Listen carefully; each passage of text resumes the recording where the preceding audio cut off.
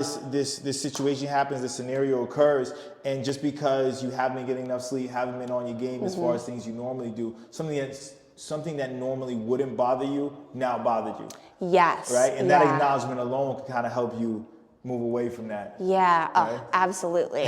One tip that I learned from a fellow yoga teacher that I'm forever grateful for is I used to have a job where I spent a lot more time in an office, like responding to emails or working with authors in an editorial capacity. And she said that when you get an email that really makes you mad, that really rubs you the wrong way, wait 24 hours before you reply. And that saved me so many times because so many times I wanted to just like shoot off a message.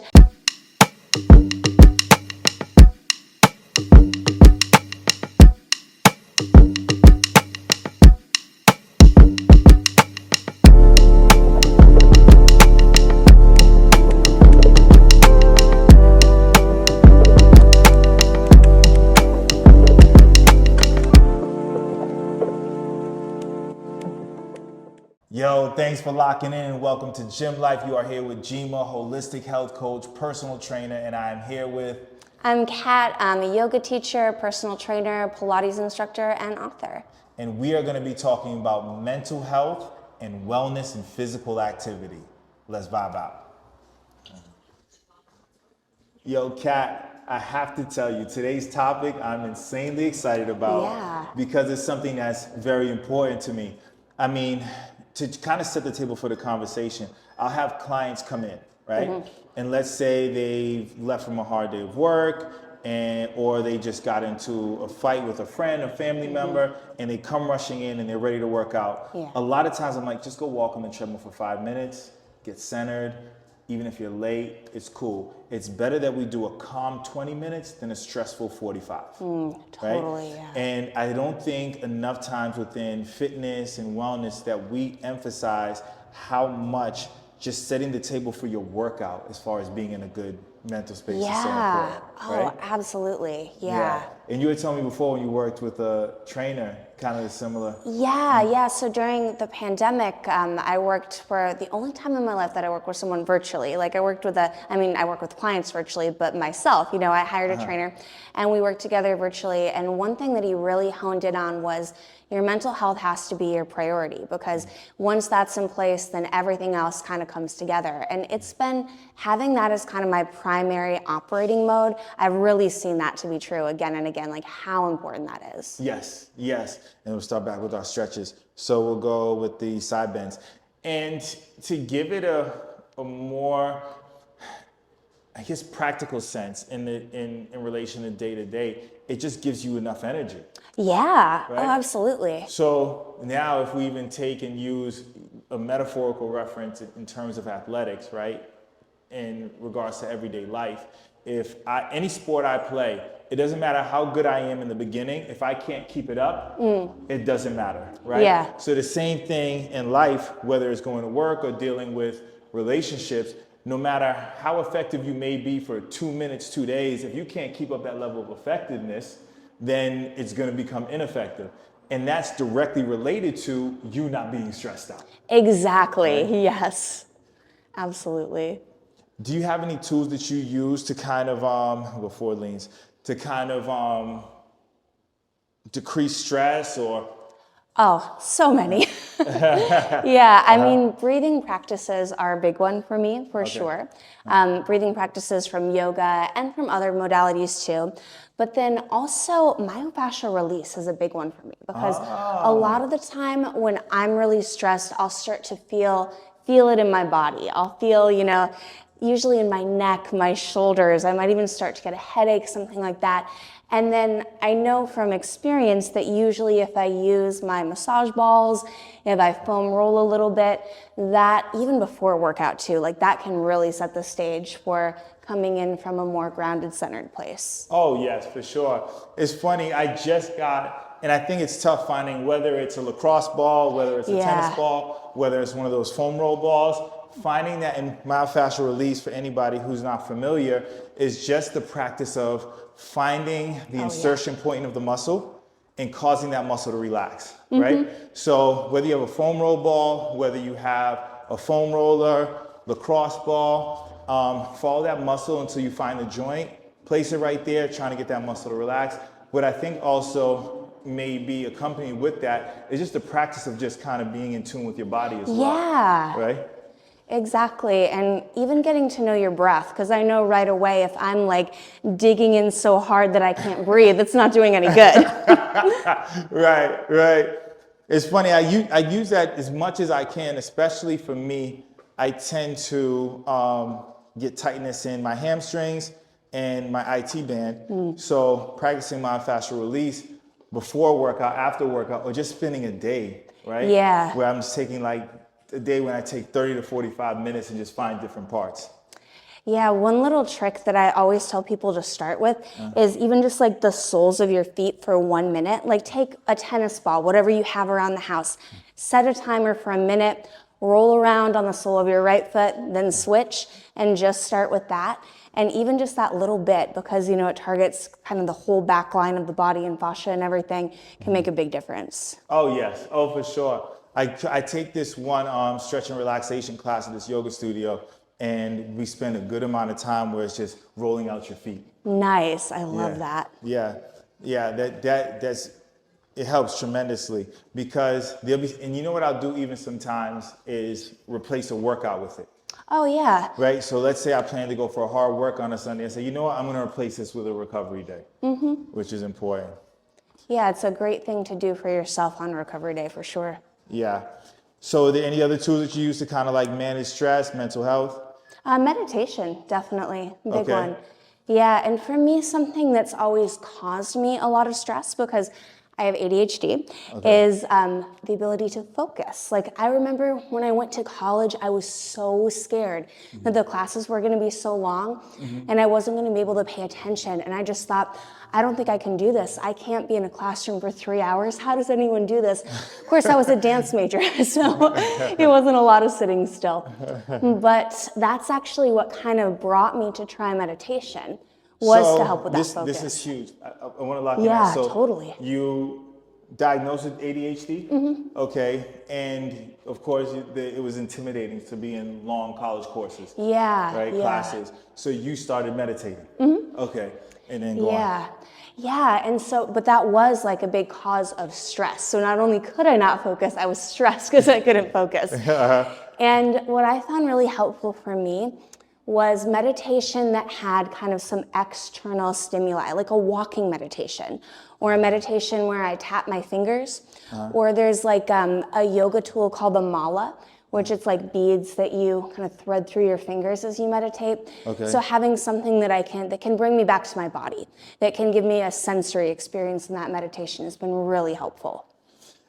I love the fact that you brought up active meditation because a lot of times people associate meditation with just sitting Right, there. like you have to be still and like there's this myth that meditation means making your mind blank, and it's really the opposite of that. It's just extreme focus. Because making your mind blank, I mean, that seems impossible. Right.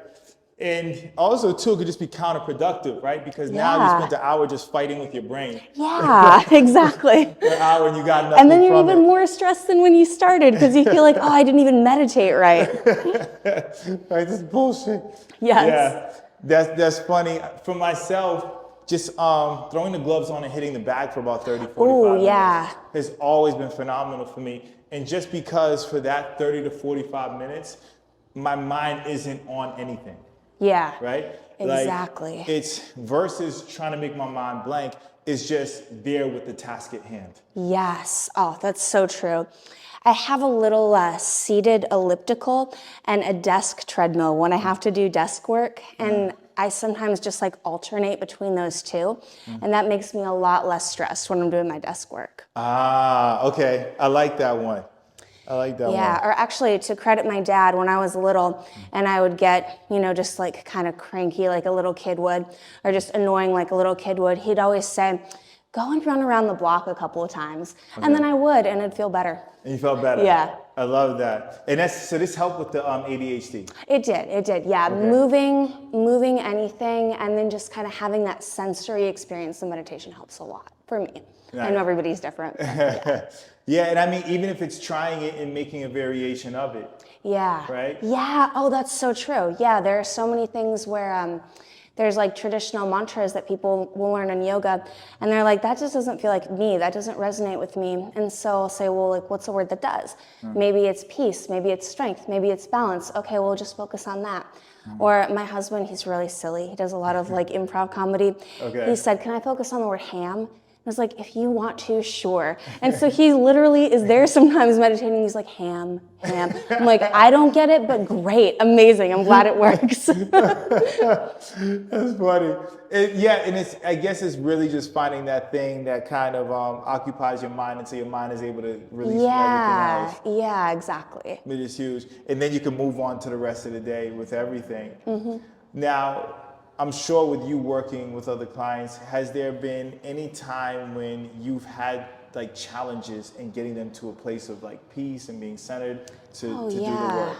Absolutely. So often, like, sometimes I might think that we're going into a training session, and really we spend most of the time just sitting and talking, and they need a friend in that moment, and that again goes back to kind of like prioritizing your mental health. So maybe we'll go for a walk instead of a run. Maybe we'll, talk about something light when it's been a really heavy day. Maybe we'll do something really silly and we'll dance, or maybe we'll learn a dance, so we'll still get an exercise. Or something that happens a lot actually when people are really stressed is when we're warming up or when we're stretching, we'll just kind of play some music, or we'll even listen to a funny podcast, or we'll talk about like a weird topic that they're interested in, and we'll do that while we're doing the movement. While you're doing the movement. And you also mentioned kind of like those times you end up just being the soundboard. Yeah, for sure. Yeah. Right.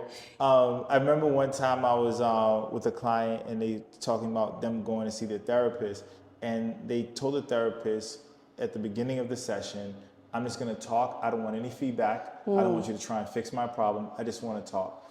Yeah. And sometimes I think people miss the importance or the correlation between hearing yourself say things and the positive impact it has on your mental health. Yes. Right? Oh, that's so true. Yeah. And that reminds me too, like as trainers, as fitness professionals, I think so often we want to help. We do want to fix it, And so it's like, well, I have a solution. I have a thing you can try. But sometimes some people are auditory processors, the way that they can get things out, the way that is just to say it to you, like you said, as a sounding board.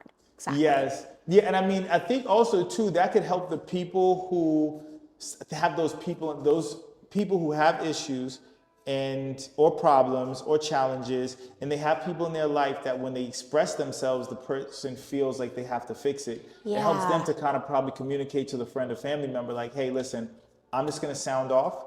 I don't need you to fix it. I'm pretty sure by just hearing myself say these things, I'm going to be okay. Exactly. Right? Yes. Oh, so much. Yeah. And I think that's where scope of practice is really helpful too, because the amount of times I've said, I'm not a therapist, I'm not a doctor, I'm not a this, it's often like more for myself even than for the client, because I do want to help. I do want to be a fixer.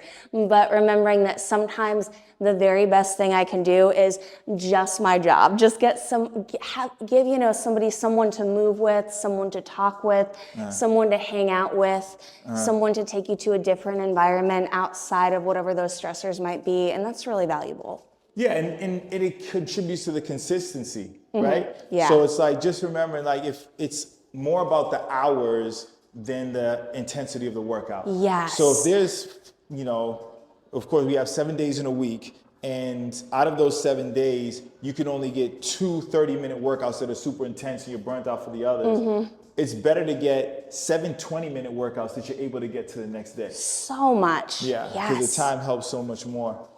I think it also helps with being able to kind of use different troubleshooting practices when we are stressed out. And one is in using the soundboard made me think about just writing things down. Oh yeah, right? Absolutely. And almost kind of like gets it out of your brain, puts it on the paper, and now you become an observer. Yeah. Right? So now you're looking at these issues. It's almost like you took it away. Now it's away from you for a second. Now you can look at it from externally versus internally. And that alone will help you start to process those things a lot better. So much. Right? Yeah. Yeah, and you learn too, I think, like what you really need and what are your essentials. Like for me, it's I need to get enough sleep. I need to do a little bit of cardio, something to get my heart rate up at least every morning, and I need to drink water. And I know if those three things are in play on a daily basis, then I'm probably setting myself up for a good day. And it really just kind of took saying it aloud, realizing it, saying to a friend, saying to my husband, you know, saying like, okay, please hold me accountable to get enough sleep, drink enough water, and do a little bit of cardio when I get up in the morning because that's what I need for a good day. And you know what also, Kat, the biggest thing is that in understanding that getting to a good space or being happy or being content can't be done passively. No. Oh, Right? yeah. You have to actively get there. And when I mean actively, it doesn't mean stressing yourself out more in addition to the stress. What it does mean is that reaching a space of peace and tranquility and contentment means that you have to do the work to get there. Yes, right? Absolutely. And I think I think you touched on something really well, is that so often I think people think, well, I know I should do this for my health, but I already am so overwhelmed, I can't add one more thing. I just can't. And that's why it's so important to find a method of movement that you like, that brings you joy, that makes you feel good, so you want to do it, and you don't feel like it's a chore that you have to do. Yes. And I have to say this, I spoke to a few people when I was looking to bring a co-host on, and just in speaking to you and then meeting you briefly, you seem pretty chill. Like, okay, thank you. I'm there, you know? And I think sometimes people will meet you and think, oh, you're just happy. You're just good. You just get there. Yeah. But I'm sure there's a bunch of things and processes and troubleshooting that you do internally and externally in order to have this kind of vibe and this energy.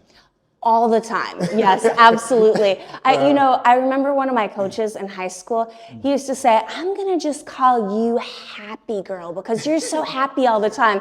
And I'm like, 14, I'm like, inside I'm screaming, but okay. But yeah, it's definitely, there's work. And I think that's like how we all are. You can see somebody who can appear to be just like have everything so put together.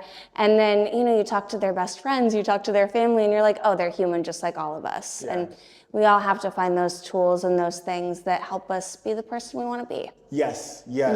What's your go-to when something throws you off? We all have those moments, right? Yeah. Whether it's a text message, phone call, something at work, and you're like, and that moment happens, and you're like, you're irritated, you're frustrated.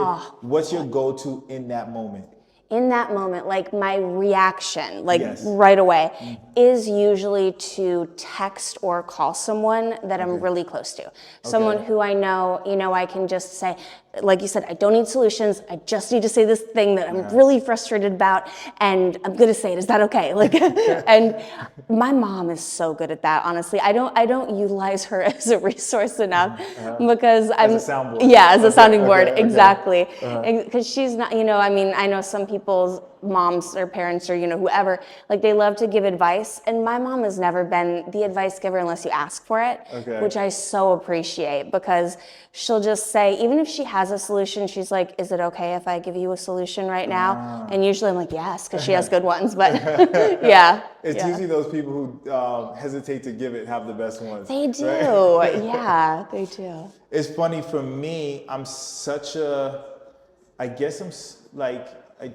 always looking inward so much that when those moments happen, I'm instantly just saying, okay, why? Oh, right? Why? And it's so many, I think everybody kind of has to fit their personality type, but for me, I'm always very curious as to human behavior and things like that. So I'm like, okay, why am I feeling like this? I'm like, that was weird. Why did that just bother me? Okay, oh, that's why it bothered me, because this, and then by the time I'm done, this has been hours of all day just trying to figure out why it bothered me. By the time I get to that, I'm like, oh, It wasn't that deep. Yes, yes. And sometimes, like, you can feel so, at least for me anyway, like, I can feel so silly about being set off by a little thing. Because usually I'm not. Like, usually I am pretty good at, like, letting things roll off my back, you know? But something will happen and I'll just get so irritated, so agitated. And it's like, why that? And then usually it's because I didn't get enough sleep. I didn't go for my morning run. I'm thirsty, you know? One of those things. And like you said, it's not that deep. It's just there's a need that I didn't meet. Right. Yeah. But I mean, that's a cool thing you brought up too, as well as like kind of just being off your routine and not being in the space to be able to handle that stimulant, right? Yeah. So now this situation happens, this scenario occurs, and just because you haven't been getting enough sleep, haven't been on your game as far as things you normally do, something that normally wouldn't bother you now bothered you.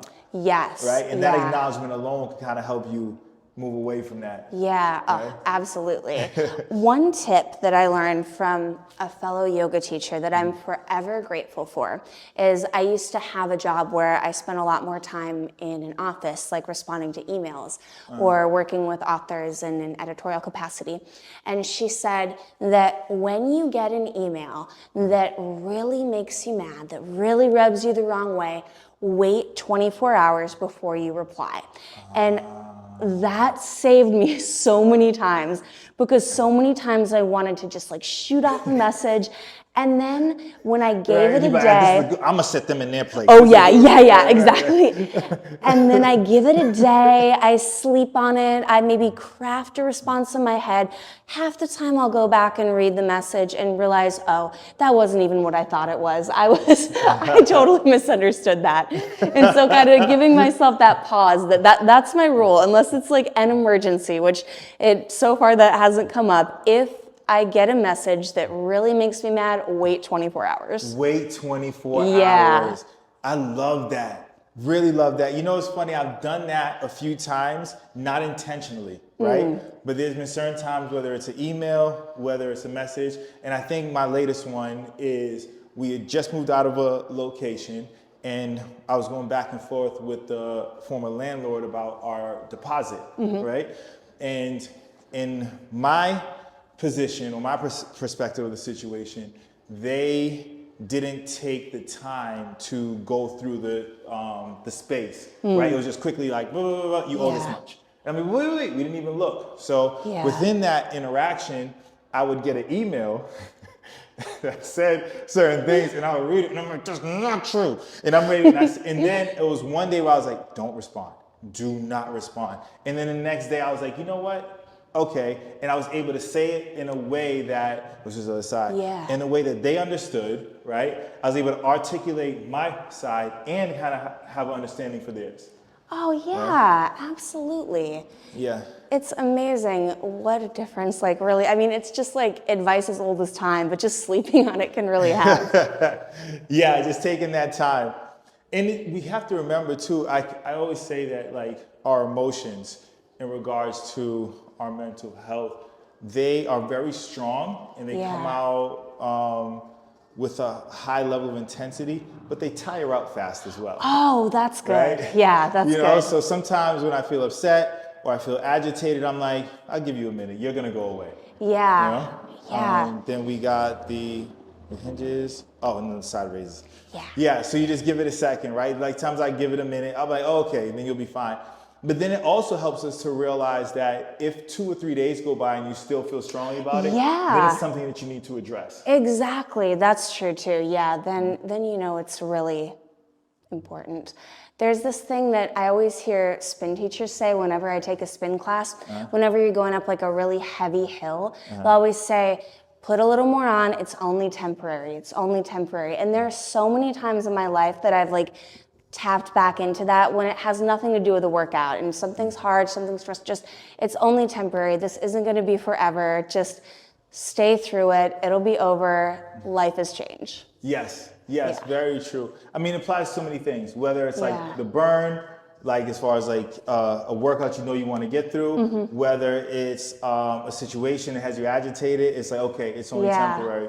And a lot of times I think what we do is we go to an extreme when it comes to dealing with a scenario that's stressful. Either we completely try to brush off that feeling, Yeah. or not honor it, right? Or we completely cave to it, right? Yeah. So like now I'm yeah. angry. Now I'm gonna be angry all day. I'm screaming, I'm yelling, or I'm Yeah. like, you know what, I'm not gonna get angry, and I bottle it up. But it's kind of finding that midway point where you honor that feeling, respect it, understand it, let it have its room to breathe without becoming it. Yeah, Right? exactly. That was a huge thing for me too, is like to tell myself, just because I had a bad situation or a bad thing happened, whatever that might be, it doesn't mean it has to be a bad day. It means that that moment wasn't great. Yeah. But how many more moments are there in the day? And that's been a useful kind of little self-talk thing I've tapped into a lot.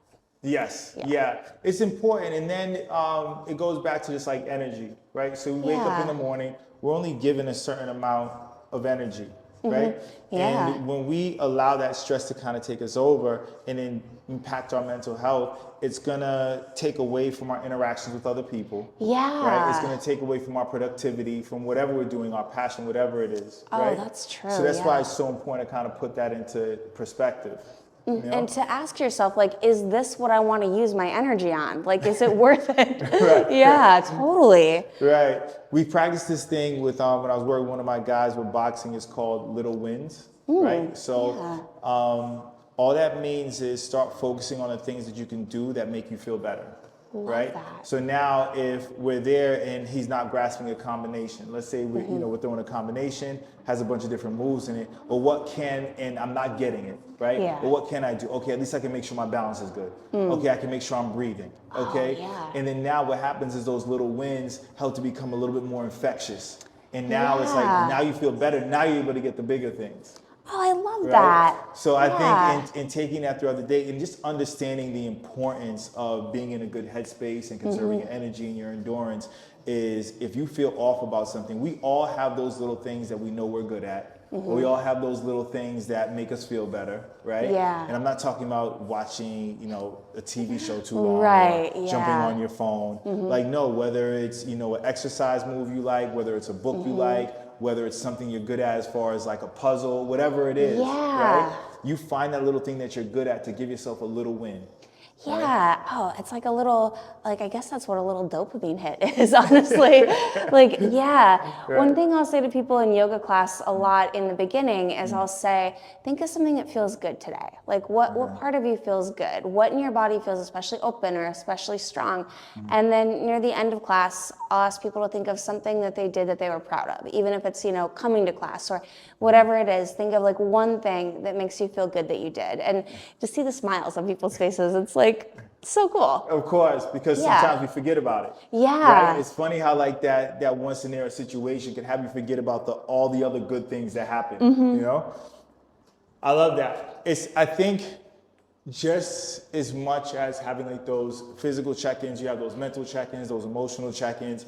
A lot of times we have moments that like we feel good about, but we almost want to say, oh, let me just focus on the bad thing because I want to overcome this obstacle. Right, Instead yeah. of honoring that good thing.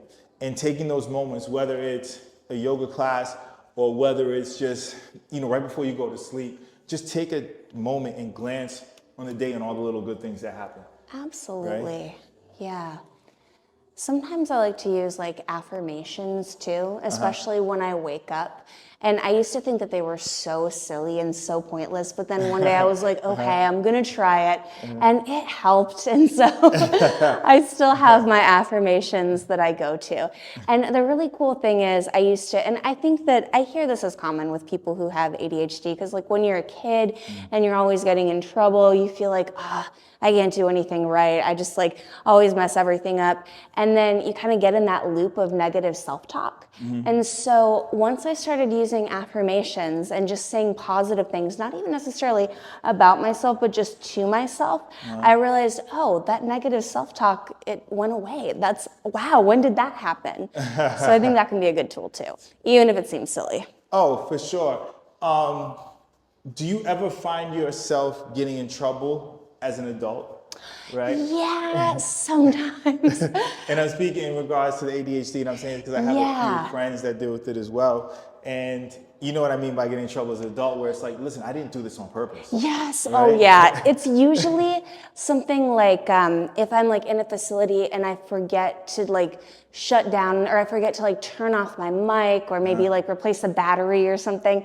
And then if someone tells me, I'll never forget again, because I'm like, oh my God, thank you. Right. And I'll just say it through my head. But sometimes there's something that might be really obvious to most people, and it just doesn't occur to me. Okay. Like, one story I always tell is when I was in college and I had roommates for the first time.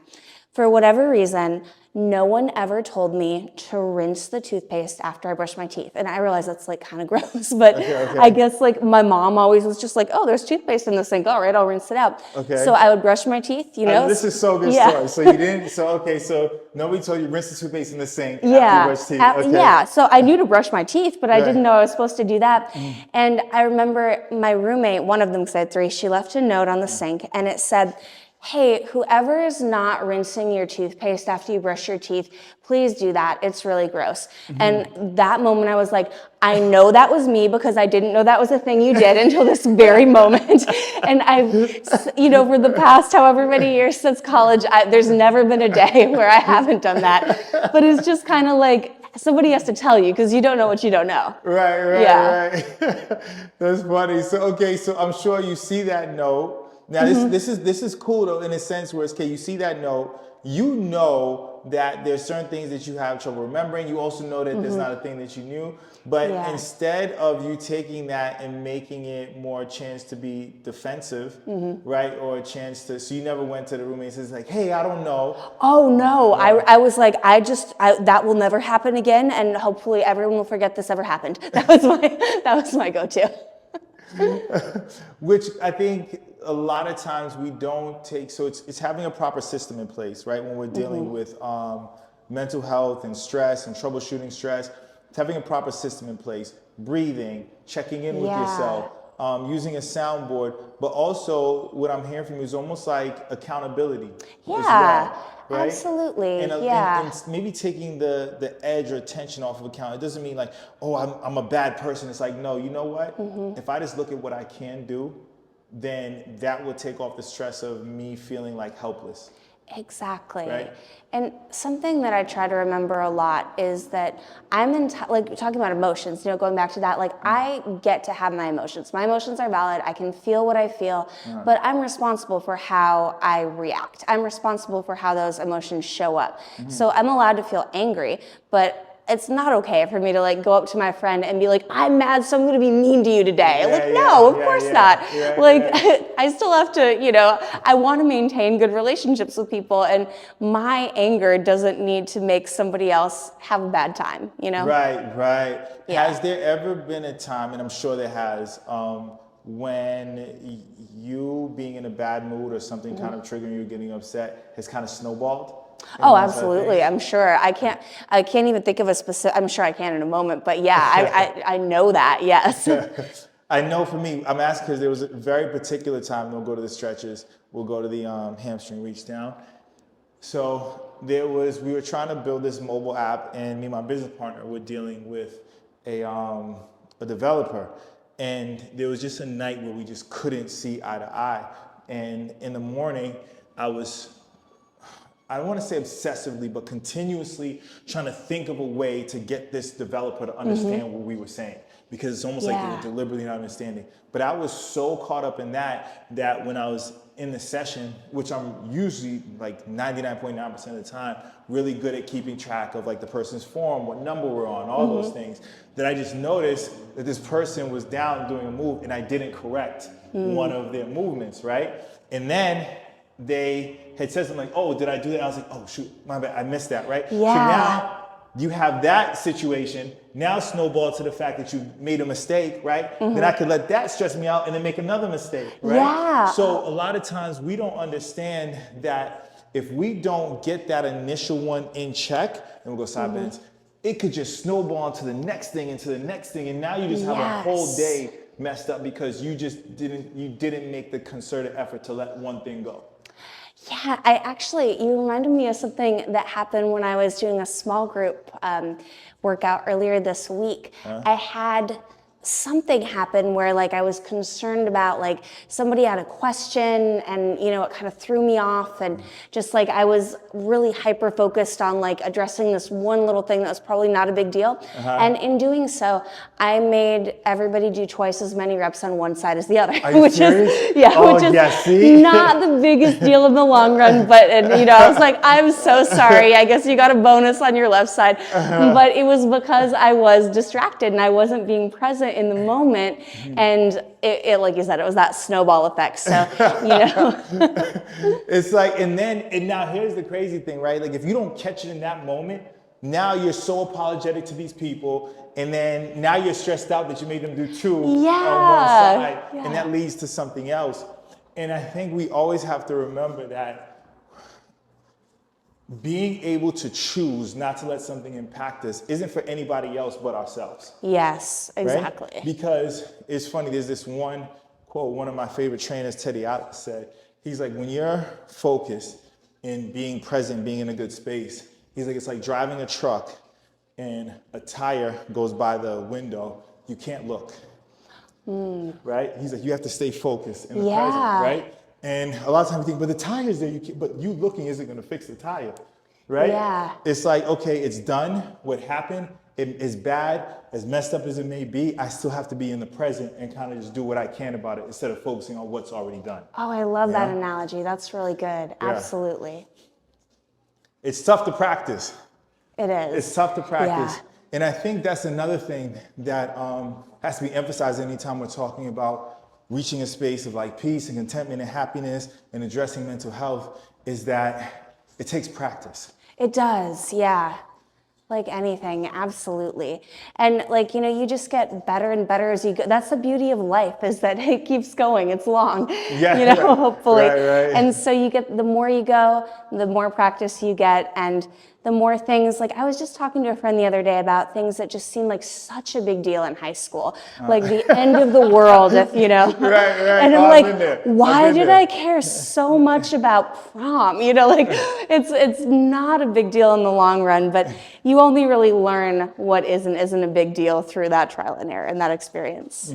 But it's even funnier, right? We can look back and say, oh, that wasn't a big deal in high school, but in that moment it seemed like the biggest thing in the world. It did. But we have to take that thought and remember that even right now, we're still in high school.